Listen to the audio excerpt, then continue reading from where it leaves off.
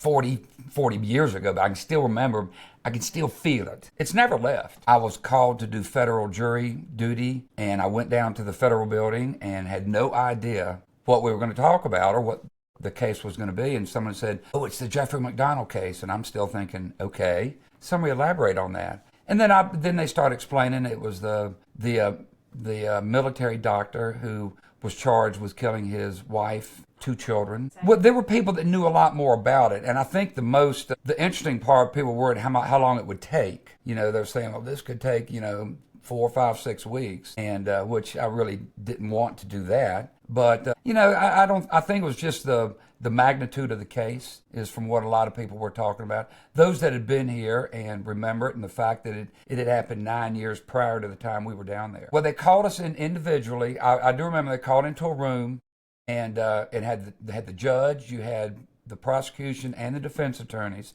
And as I remember, I think each one asked me 2 or 3 questions, and it couldn't take more than 10 minutes. And then after I'd answered them, one would say, "We'll take him." The other said, "We'll take him." And then the judge said, "Well, welcome to the jury." I'm going, ooh, what did I do?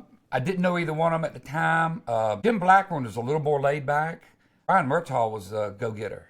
But Brian Murtaugh, I think, was the one that was more acquainted with the information, and he kind of he spearheaded it. And it was good. They were good.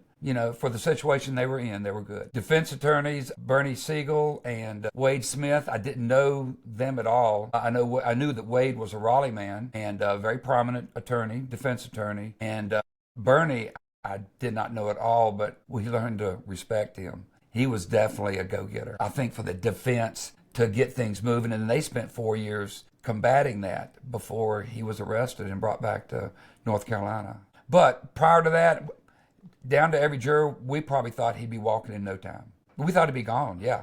We didn't see how they could prosecute him. We really didn't, And that's the way everybody felt. It was almost like a party atmosphere. The first people were bringing in cakes and cookies. We all thought, we better be careful, we're going to gain weight on our jury duty. And that's when started with their case, and they kept going through it. We all said, this is getting somewhat compelling. It's getting more interesting. And I will say, even up to the point when they finished, we all thought that as soon as the defense would start theirs, we thought they would blow it wide open. When it started, the prosecution just kind of moved along, and they were making a compelling case. Things were interesting, and they were making sense and kind of answering some of our questions. But even to the point when they rested and the defense picked up their part, we pretty much all thought it was still going to be, they were going to have something that would just blow it out of the water. And we waited.